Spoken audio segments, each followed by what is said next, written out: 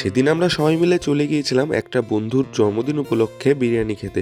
আমি হয়তো ভিডিওটা করছিলাম বলে দাদা বিরিয়ানিতে একটু রাইসটা বেশি পরিমাণে দিচ্ছিল। জোকসা পার্ট, বিরিয়ানি বানানোর পর প্রথম কাস্টমার যেহেতু আমরাই ছিলাম, তাই দাদা আমাদের একটু টেস্ট করতে দিয়েছিল।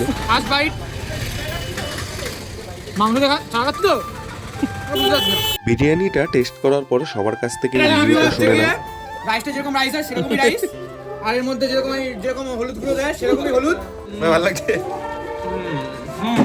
মশলার একটু রিচনেসটা একটু বেশি। কোথায় আছিস? বলতে হবে না, নিয়ে নিয়ে এসো। আমরা যখন এখানে যাই আগে একটু খাই তরফ একটু করে পোষালে পরে নিই না। শেষে বার্থডে বয়ের কাছে চলে গেলাম ও রিয়াকশন শুনতে। কষ্ট হচ্ছে না তো কোনো? No no no no no, সত্যি কথা বলতে হবে।